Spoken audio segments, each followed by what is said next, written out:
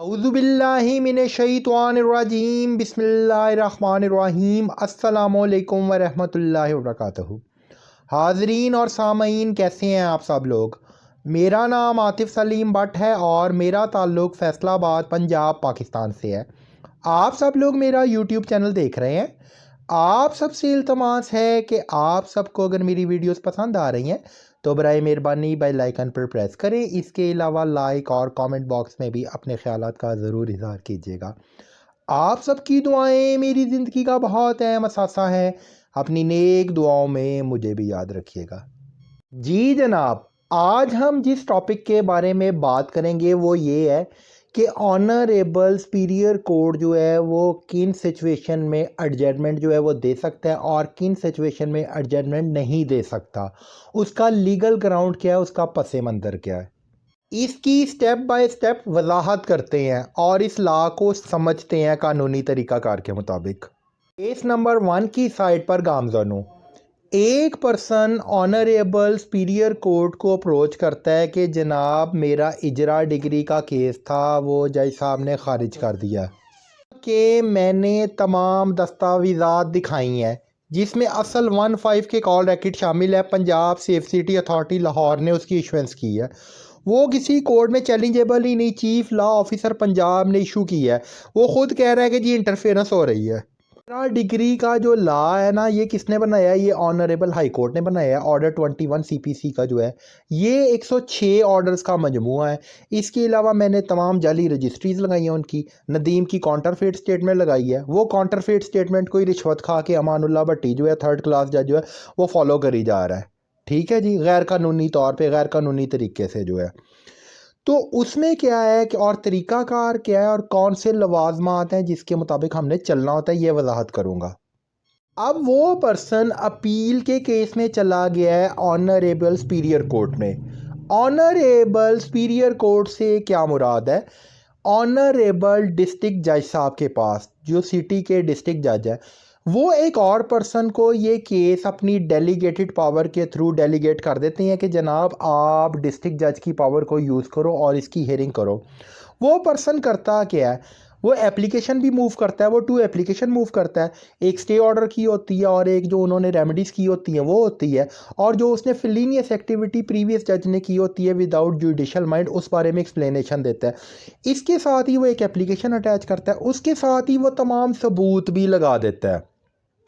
ठीक है जी, जिसमें उसकी जाली रजिस्ट्री भी है, जाली फ़र्द भी है, असल 15 के कॉल रैकेट भी हैं, रजिस्टर्ड पुलिस कंप्लेंट भी है जो उन्होंने झूठा केस उसके अगेंस्ट किया होता है, पटिशन भी है, उनकी जगह जगह जो काउंटरफेट स्टेटमेंट उन्होंने सिविल कोर्ट में जिस जगह भी रिकॉर्ड कराई है वो भी लगा देता है। इसके अलावा इजरा डिग्री के केस में जो उन्होंने काउंटरफेट अपनी रिटर्न स्टेटमेंट दी होती है वो भी लगा देता है। ठीक हो गया जी, यहाँ तक बात की समझ आ गई। यानी वो इतना जामिया कर देता है कि वो किसी कोर्ट में चैलेंजेबल ही नहीं। इसके अलावा वो ऑनरेबल हाई कोर्ट के इनेक्स्चर लगा देता है, यानी डिसीजन लगा देता है कि इन जजमेंट्स को फॉलो करते हुए डिसीजन आए हुए हैं।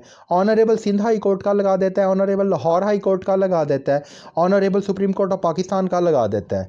यहाँ तक बात की समझ आई आप सबको जो है जनाब। अब हम लोग फेस नंबर 2 की साइड पर गामजन होते हैं।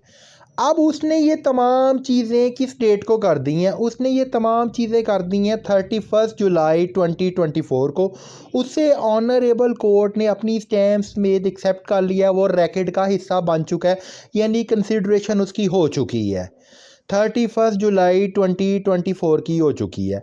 अब केस कौन सा है? Execution of degree, Ijra degree का जो है, ठीक है जी, उसके अपील में गए हुए हो। केस पहले ही वो विन किया हुआ है। वो कहते हैं मेरी डिग्री और जजमेंट पर आप इम्प्लीमेंट कराओ। अब उसका पर्पस क्या है कि कल को दूसरी पार्टी जैसे ही आती है ना, तो ये केस डिले ना हो। वो जैसे ही कोई रिटर्न आंसर जमा करवाते हैं वो काउंटरफेट में चला जाएगा। वो काउंटरफेट में चला गया तो वो बहस करने वाली पोजीशन में ही नहीं रहेंगे। लीगली नहीं रहेंगे जो है। और उसके बाद उन्हें लाजमी तौर पर टोटल सेक्शन है सीपीसी के 158, उन्हें मूव करना है डॉक्यूमेंटेड एविडेंस फाइल पर कि रिस्पोंडेंट भी अपनी डॉक्यूमेंटेड एविडेंस फाइल जो है वो कोर्ट में पेश करें, ऑनरेबल सुपीरियर कोर्ट को दिखाएं। जैसा कि प्रॉपर्टी का एक मैटर है तो ऑनरेबल सुपीरियर कोर्ट को वो रजिस्ट्रीज अपनी तमाम लोग पेश करें, इसके अलावा इंतकाल नंबर पेश करें, इसके अलावा टाउन ऑनर्स की गवाहियाँ लेके आएँ, इसके अलावा बताएं कि उनका डिग्री होल्डर की प्रॉपर्टी से क्या कंसर्न है, जबकि वो तो खुद 0 पॉइंट पे फॉल कर रहे हैं, सारा कुछ है ही ज़ीरो जो है उनका जो है। जी जनाब, जी जनाब, इस वक्त मैं फेस नंबर 3 की साइड पर गामजन हूँ। उसके कुछ अरसे बाद उसने स्टे ऑर्डर लिया हुआ है, तो उसे पता चलता है कि स्टे ऑर्डर की खिलाफ वर्जी हो रही है। स्टे ऑर्डर उसने किस दिन लिया है? उसने 31/7/2024 को ही ले लिया है, प्रीलिमिनरी आर्गूमेंट दिखा के और इसके अलावा सबूतों की भरमार दिखा के जो है, ठीक है, जिससे साबित हो रहा है कि वो सच्चा है।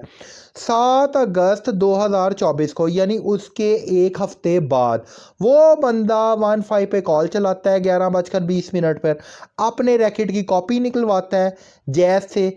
जैज़ का ऑफिस कहाँ पे वाक़ है? इस्लामाबाद में। ये रिकॉर्ड कौन इशू करता है?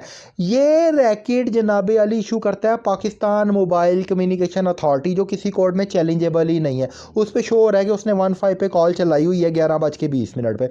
वो वकूआ की वीडियो बनाता है, तमाम लोग वहाँ पे पाए जाते हैं, ठीक है, जिसमें रिस्पोंडेंट 7 भी शामिल है, मोहम्मद इशफाक सन ऑफ नसीर अहमद जो है। पूरी रिकॉर्डिंग करता है, मेजरमेंट करता है, मेजरमेंट शो करा रही है कि वाकई उसकी 1.5 मरला प्रॉपर्टी में ये लोग एंटर हुए हैं। उसकी वो एक सेपरेट एप्लीकेशन मूव करता है कॉन्टेम्प्ट ऑफ कोर्ट की सीपीसी में रहते हुए, ऑर्डर 39 रूल 2 सब रूल 3 की।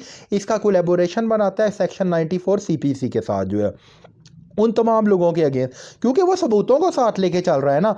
इसमें वो अपना जो रैकेट उसके बायोमेट्रिक के बाद अदर लीगल फॉर्मेलिटीज़ के बाद उसने इश्यूएंस कराई होती है अपने कॉल रैकेट की जो है, उसको वो कोर्ट में रिप्रेजेंट कर देता है। अब honourable supreme court of Pakistan की जजमेंट 2021 SCMR 522 के मुताबिक ये रिकॉर्ड किसी कोर्ट में चैलेंजेबल है ही नहीं, इसको एक्यूरेट मानना है, परस्यू करना है। हत्ता कि वो बंदा एप्लीकेशन पे भी लिख देना मैंने 15 पे कॉल चलाई है, तो उस पर भी मचल के जमा हो रहे होते हैं, वो तो बाज़ाब्ता आपको सबूत दिखा रहा है, क्योंकि बंदा जेन्युइन होना चाहिए। तो बंदा इन्हें चीज़ आपके सामने बैठा हुआ है जिसके वो रैकेट है, ठीक है, कंसर्निंग पर्सन है वो जो है, और ईंटें बता रही हैं, ब्रिक्स बता रही हैं कि वो फ्रेश है, फ्रेश कंस्ट्रक्शन हुई है, मौका पर वो मौजूद है, मेजरमेंट हुई है। तो इन तमाम सबूतों को साथ लेके चलना है। उसकी वो एप्लीकेशन मूव करता है, उसमें वो सबूत भी लगा देता है। उसके ऊपर ऑनरेबल सुपीरियर कोर्ट के जो जज साहब हैं वो लोकल कमीशन अपॉइंट कर देते हैं। अब लोकल कमीशन को वो एक अलहदा फ़ोटोकॉपी देता है सबूतों की भी, दस्तावेज़ी की भी। क्यों? वो दस्तावेज़ात इसलिए उसे देता है कि ताकि कोर्ट के रिकॉर्ड में भी मौजूद रहें, ये भी क्लियर व्यू कर ले। और उसको ये भी होता है, उसे पता होता है कि ज़ाहिरी बात है कि हम लोग एक लो प्रोफाइल सोसाइटी में रह रहे हैं, करप्शन में हमारा नंबर है 133 इंटरनेशनल लेवल पे, ट्रांसपेरेंसी इंटरनेशनल की रिपोर्ट के मुताबिक जो है। उसे पता होता है कि ये कोई क्रिमिनल माइंड होगा, अमूमन जटों के ये लोग बनाते हैं, जट कास्ट के जो है, ये टेम्परिंग करेगा। सबूत तो उसी दिन का ही लगा हुआ है जिस दिन का उसने केस फाइल किया था दूसरा जो है, कॉन्टेम्प्ट ऑफ कोर्ट का जो है, ठीक है। वीडियो आप लोग मीडिया चैनल पे भी देख चुके हैं, वो सबूत भी आप लोग मीडिया चैनल पे देख चुके हैं, उनकी फाइल के अंदर मौजूद है, ताकि जैसे इस पर भी कोई आए या करने की कोशिश करे तो वो चला जाए काउंटर फेट में, फाइंड में चला जाए, फिनी में चला जाए, स्टंट एंड डम में चला जाए। इसके अलावा उसमें कौन कौन सी चीज़ें शामिल होती हैं? उसमें जनाब इंटीमेशन ऑफिसर, सर्विस प्रोसेसर्स की रिपोर्ट्स होती हैं कि वो किसकी फेवर में आ रही हैं। इसके अलावा वारंट ब्रांच की रिपोर्ट्स होती हैं। इसके अलावा पर्सनल एडमिशन एंड कन्फेशन होते हैं रिस्पोंडेंट्स के। ये तमाम चीज़ें शामिल होती हैं। यहाँ तक बात की समझ आई? कौन से कोर्ट ने इनके हक़ में डिग्री एंड जजमेंट पास की है, इनकी असल रजिस्ट्रीज मंगवाएं, उसे वेरीफाई कराएं, इन सब लोगों की असल फ़र्द मंगवाएं, इनको वेरीफाई कराएं। एडजमेंट नहीं ग्रांट करनी। ऑनरेबल कोर्ट से मेरी रिक्वेस्ट है कि इनकी असल रजिस्ट्रीज मंगवानी है, ये ऑर्डर पास कर दें कल जो है। सिक्योरिटी बॉन्ड नहीं जमा होता तो FIR के वारंट जारी करें और इन्हें FIR काट के इन्हें जेल भिजवाया जाए। SHO के भी वारंट अरेस्टेशन जो है वो जारी किया जाए, क्योंकि मेरा तो 10 to 20 सेकेंड्स का काम रह गया इस कोर्ट में। एडजमेंट तब होती है जब दोनों फरीक मुतवाज़न चल रहे हों।